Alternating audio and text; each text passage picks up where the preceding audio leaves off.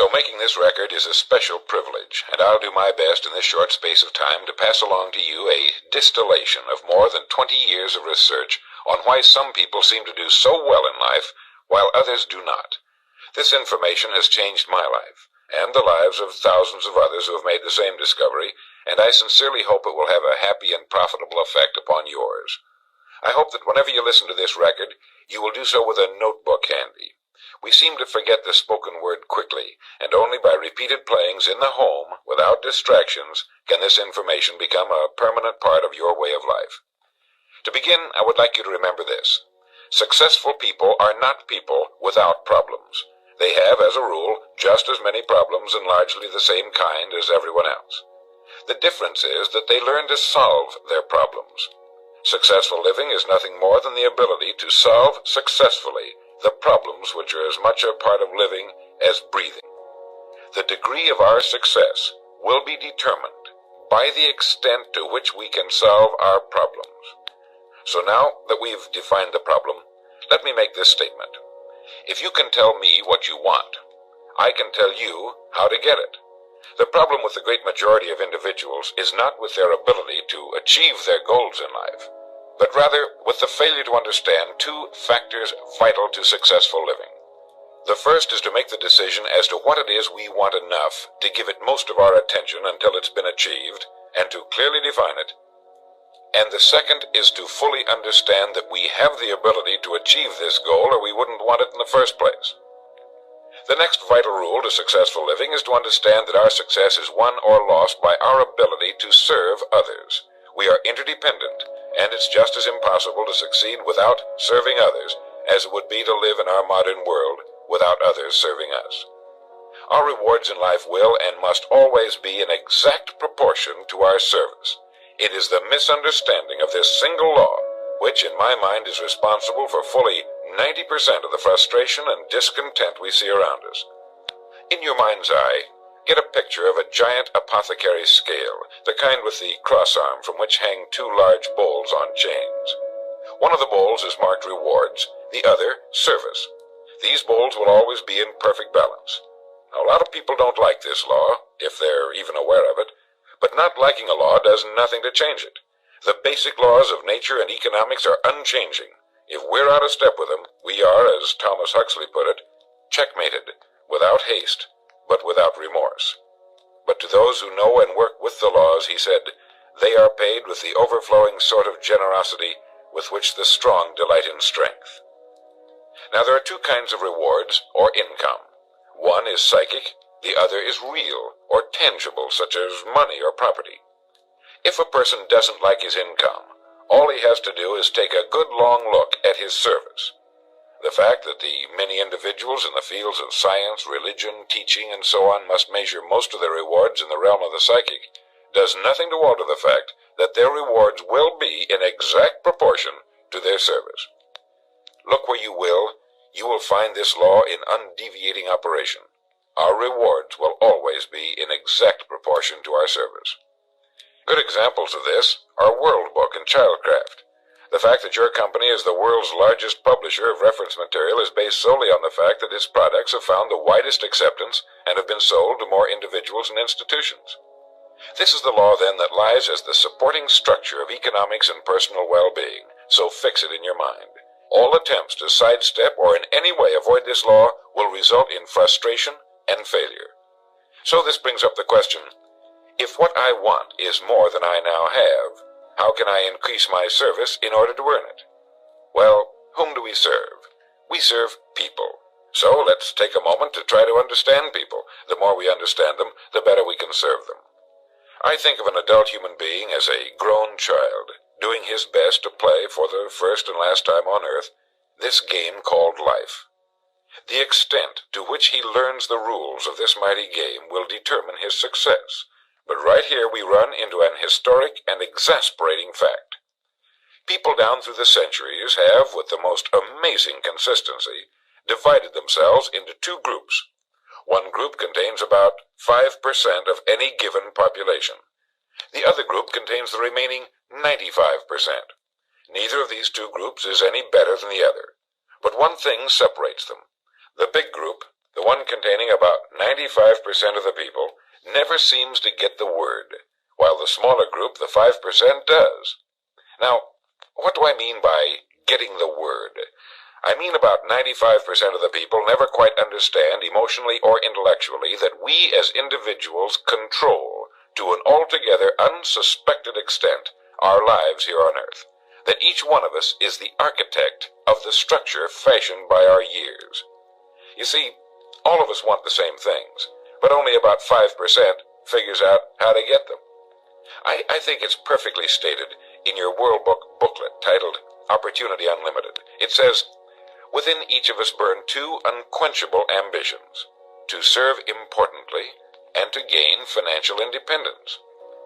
Both of these worthwhile goals are within the reach of all of us, man or woman, but according to statistics, only about 5% achieve both of them. Why? Let's look at it logically. Every human being has a tendency to think, act, and talk like those by whom he is surrounded. This is environment, and it exercises an enormous influence on our lives. We've already pointed out that 95% don't seem to get the word in life. Then it follows that in the case of any given individual, the odds are 95 to 5 that he is surrounded by the larger group. And since a body in motion tends to remain in motion until acted upon by an outside force, that he will continue to conform to his group unless we can do a better job of serving him through knowledge. Here is our largest opportunity for service, and the rewards will take care of themselves. Now, right here, let me restate what we've covered so far. Our rewards, psychic and tangible, will be in proportion to our service. The failure of most people to live successfully is not caused by their lack of abilities, far from it, but rather in their failure to decide what it is they want, and understanding that our wants are governed by our talents and abilities, and that we are divided into two groups of roughly 5% and 95%, and that it's the 5% group which is successful. So here, let me give you a definition of success which, to my mind, covers the subject completely. Success is the progressive realization of a worthy ideal. That is, anyone who knows where he is going in life is a success. At the moment he makes the decision of what it is he intends to accomplish, of what it is he considers a worthy ideal, he is successful. Once this goal has been accomplished, he is again, by our definition, a failure, until he establishes a new goal toward which to work. To my mind, this is what we as human beings were intended to do, to go through life from one achievement to another, and to finally come to the end of our road here on earth, still reaching, still working toward a new and better plateau on which to stand. For this is to live and live completely, to know as much as we can know, to serve as much as we can serve, to accomplish as much as we can accomplish. Well, since success is the progressive realization of a worthy ideal, why are we faced with only 5% who can be called really successful? Because the best estimates available tell us that only about 5% will ever decide upon and define the one thing they want. One thing, because we can only do one thing at a time. To my mind, the story of a person's life is the story of a quest, a search to which he devotes his life. We know that the happiest people on earth are those who know exactly what it is they seek and set boldly out to find it. And while we're all dreamers, the fortunate ones are those who have found a dream so exciting and worthwhile that they'll devote a part or all of their lives to making that dream come true. But while all dream, by far the great majority, that 95%, never realizes that a persistent daydream is often the point on which we should set our compass, the place toward which it is meant for us to journey.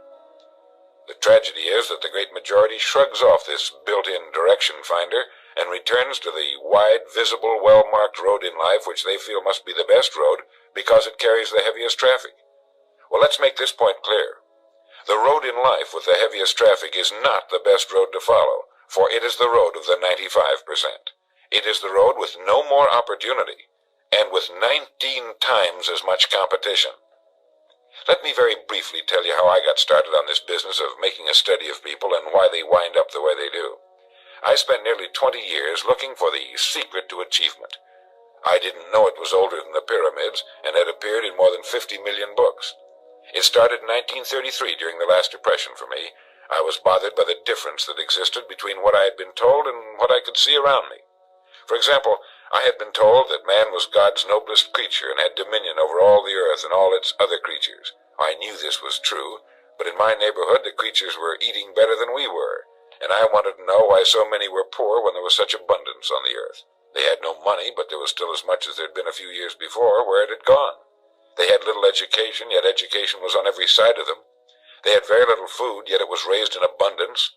They lived in inadequate and ugly dwellings, yet there were good homes for sale.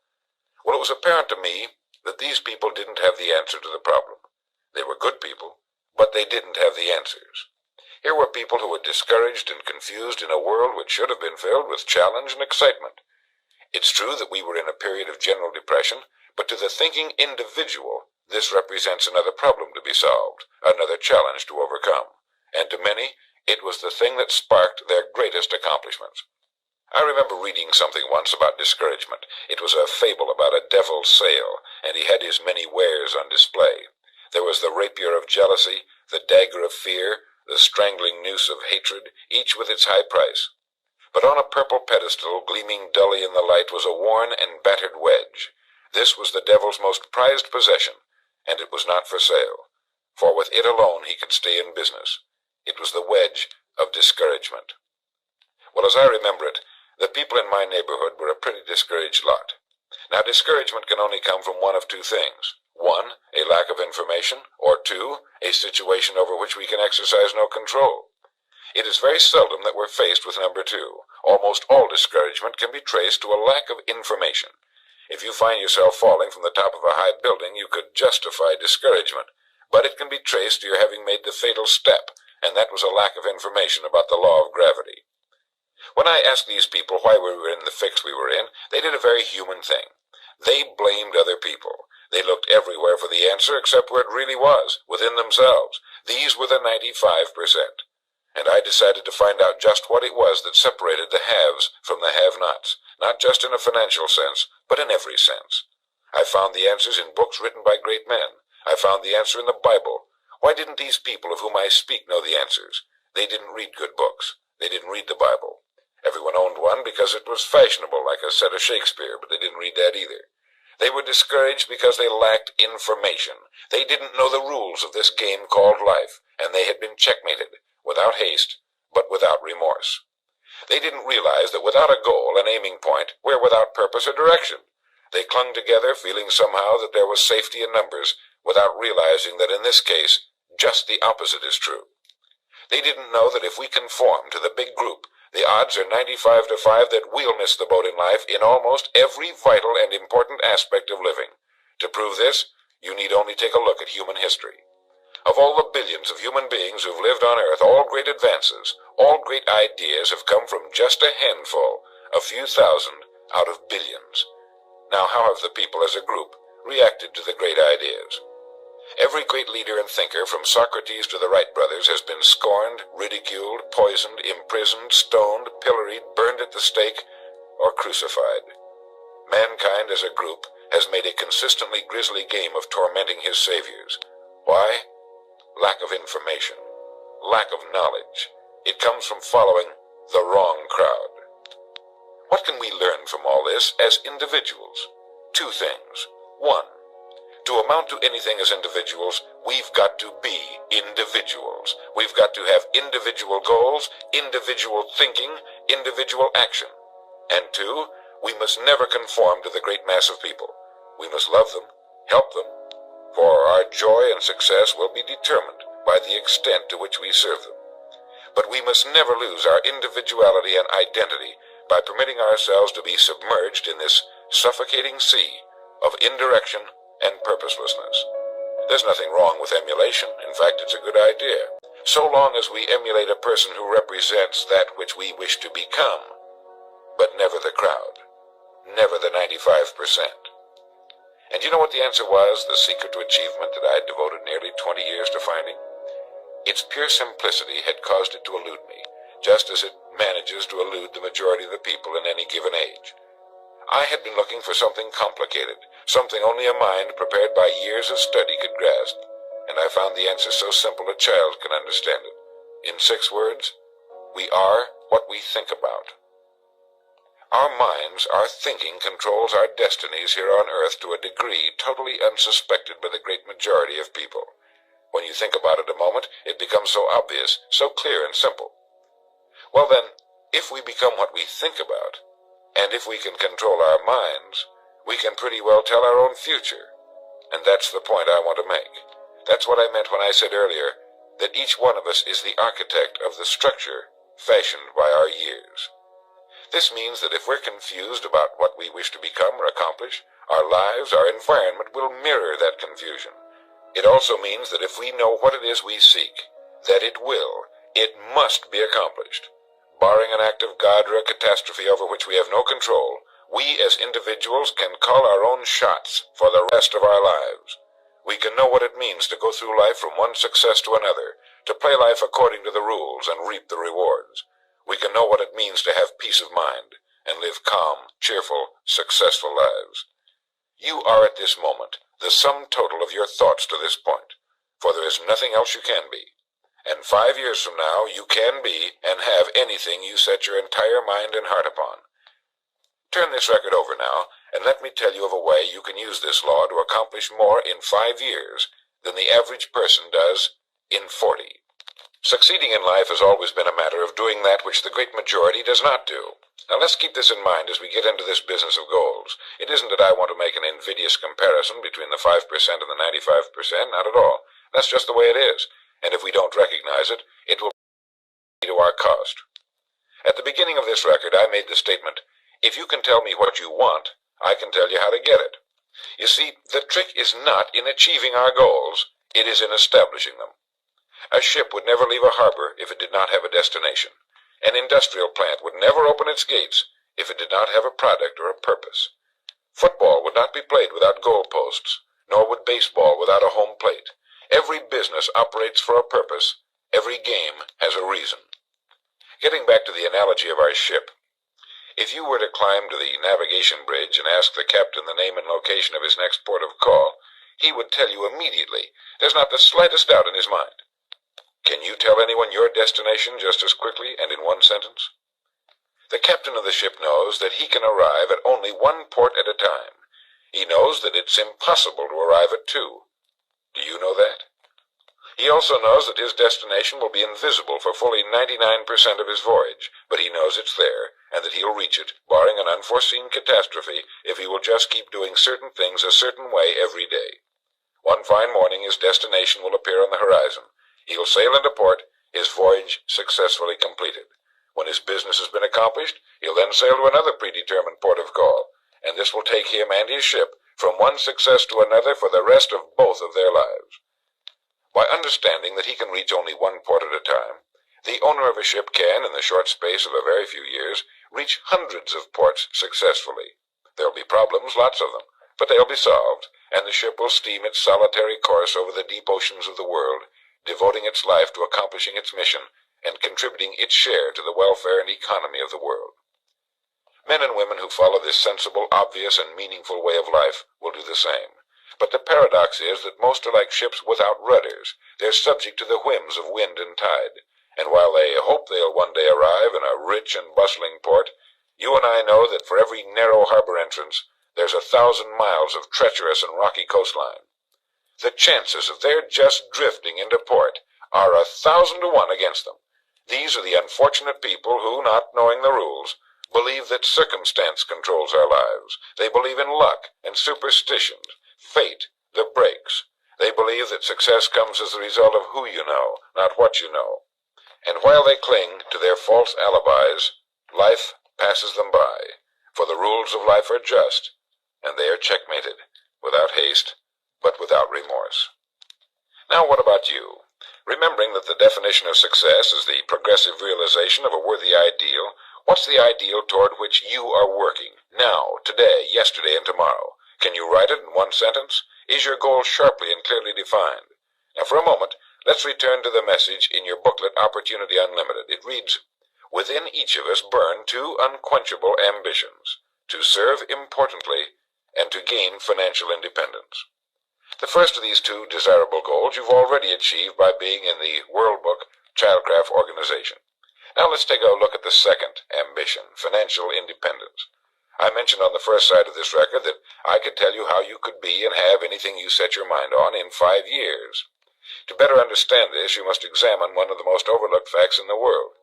It is that every job, no matter what it may be, holds somewhere within itself the key to everything we want in life, the key to greatness. But we must look for it, and we must think. Since only about 5% make the grade, we must place ourselves in this percentage group. We can do this by making two decisions. The first is to decide once and for all that this is what you're going to do for a living, that this is going to be your career, since its opportunities are unlimited, and it's constantly growing with our dynamic economy and our exploding population. In the past 13 years, World Book sales have increased 800%, and even this enormous volume is expected to double in the next 5 years or less. I think you can easily see that by being in this business now, your future is unlimited in this organization, both from a career and economic standpoint. It is being undecided, uncommitted about what we're going to do that keeps us from doing our best. We're working with one hand and looking around with the other. As a result, we do neither satisfactorily. And remember, this work contains within it the road to greatness, the key to anything you want for yourself and your family. Hundreds of people have already proved this in the last few years, so make the decision once and for all. Once this has been made, you'll feel as though a weight has been lifted from your mind. Perhaps for the first time in your life, you'll know where you are in the world. You know you have a place where you can serve, where you're needed and respected, where what you're doing is important. Once this decision has been made, we come to the second. Decide to become a professional at your business. You see, we can either compete or create. If we compete with all the other people in our line of work, we must be willing to accept the same rewards. If that's what we want, fine. But if we want to become professionals at what we do, then we must create. And when we begin to do this, there's no limit to that which we can achieve. We hear a lot these days about a word called security. Everyone wants security, but not 1 in 10 can tell you what it is. Most people will tell you that security rests with a job. This is impossible. There is no such thing as a job that represents security. Anyone with a job can lose it for any one of 1,000 reasons at any time. Those people I saw back in 1933, demoralized and afraid, thought that a job represented security. And when it had been taken from them, they had lost everything.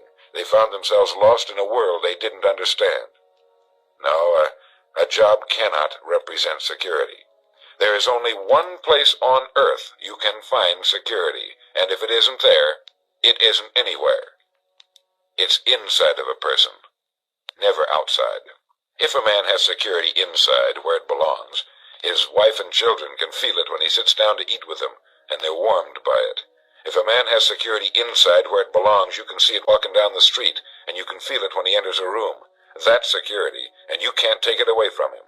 You can take away his money, his home, everything but a wife who's willing to start over, and most of them are, and drop him anywhere in the country. Go back in a year, and he'll be doing just as well as when you found him the first time. You can't keep a good man down, no matter what you do to him. Like cream on milk. You can shake it all day, but just set it down for a while, and it'll bounce right to the top again. This man or this woman has security, where it belongs. And do you know where it comes from? It comes from doing what we do for a living surpassingly well. It comes from being a pro in a world of amateurs. Becoming a pro isn't difficult. It comes from knowing what to do with time. It comes from knowledge, planning, and working. First, knowledge. This means learning everything we can about what we sell, about World Book, Childcraft, and our sales material. Learning everything we can about people, since that's who we sell, and learning everything we can about selling, since that's our profession. What we sell, who we sell, and how to sell. Those 3 subjects would fill a large library, but we can take things one at a time, and by devoting an hour a day to study, we can become outstanding professionals in 5 years or less. And it's the professionals in this business who can write their own tickets, good times or bad. They can live where they choose, and being professionals, work when they choose. Second, planning.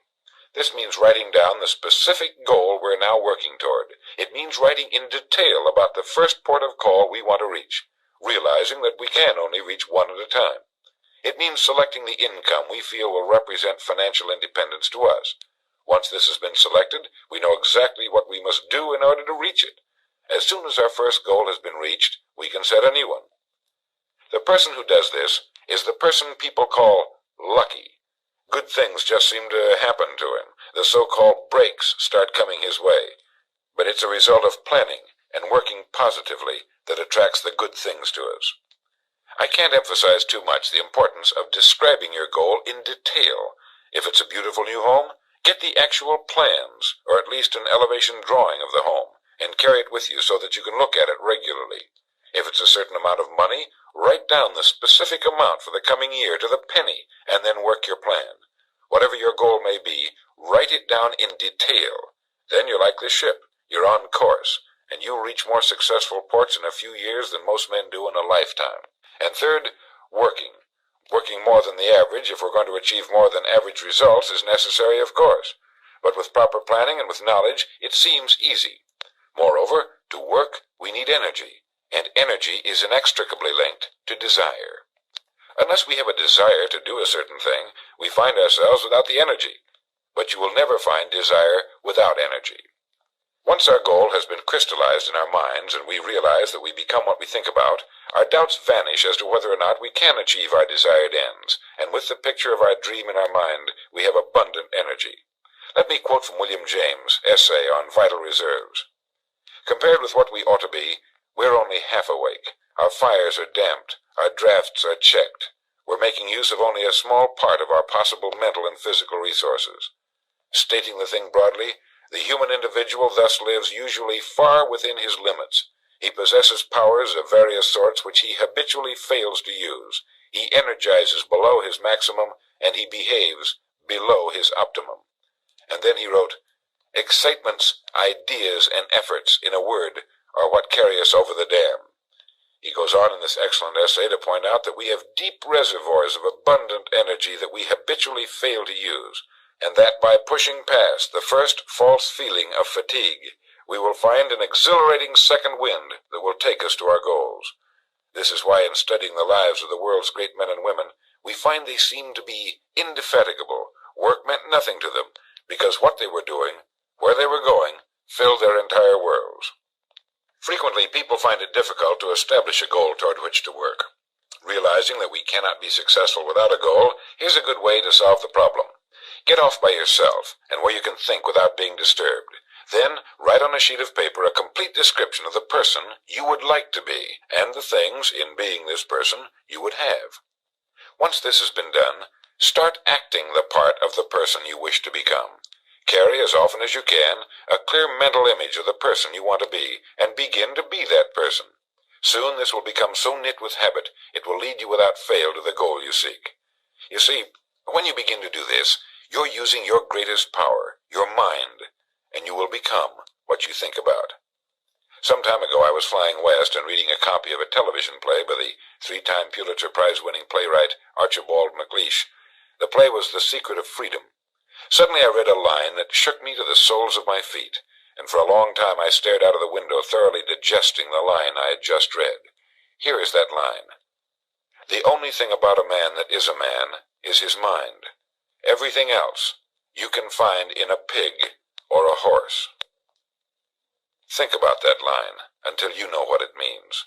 The only thing that sets us apart as human beings is our divine minds. Everything that means anything to us, our love of our families, our faith, our dreams, our talents and abilities, our religion, everything we know, is connected to us solely through our minds. Our minds represent our hope and our future. Yet, as a rule, it is the last place the average person will turn to for help. Your mind contains riches beyond belief, but you must prospect this rich and largely unexplored continent, and the only way it can be prospected is by systematic study and systematic thinking. Your mind is like a muscle. It will develop only to the extent that you use it, no more. By devoting an hour a day to study, you're building your mind into a powerful and creative servant. If you only do this 5 days a week, it comes to 260 hours a year. That's 1,300 hours in 5 years, or the equivalent of 162 8-hour days devoted to study and research. Believe me, if you'll do this, in 5 years you'll be one of the most accomplished professionals in your field, and you'll have the world on a string. You will virtually be able to write your own ticket. The average man works 8 hours a day, about 50 weeks a year, for 40 years. That's time enough to become great at anything. The time will pass anyway. We might as well reap the rewards. So now, let's sum up and reduce the whole thing to a workable formula, a set of rules for this game of life that cannot fail to take us to where we wish to go.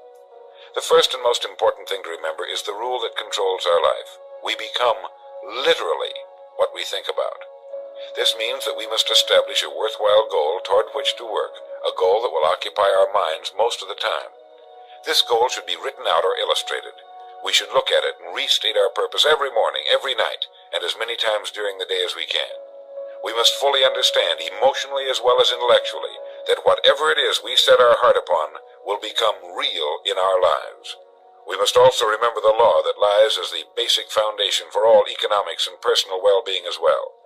Our rewards will be in exact proportion to our service, and if we want to get into the top 5% of the people, we must often cut ourselves away from the effects of our environment and become individuals with individual goals, individual thinking, individual actions.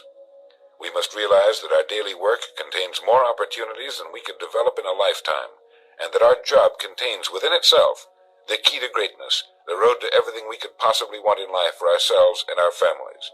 We must realize, too, that security can be found in one place only, inside of us.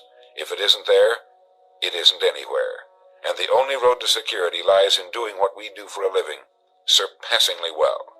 And lastly, that we must become professionals at what we do, and that becoming a pro involves knowledge, planning, and working. Knowledge of what we sell, who we sell, and selling. Planning by establishing the goal, which automatically establishes our work pattern. The great salesman is like the great golfer. It looks easy the way he does it, because it is easy the way he does it. But it took time, dedication, and work in its accomplishment. Is it worth it? You bet it is. P.G. Hamilton once wrote, "Let's be different. A strong life is like that of a ship of war, which has its own place in the fleet, and can share in its strength and discipline, but can also go forth alone to the solitude of the infinite sea. We ought to belong to society, to have our place in it, and yet be capable of a complete individual existence outside of it. And remember the strangest secret, will you? You are now, and you will become, what you think about." Thank you.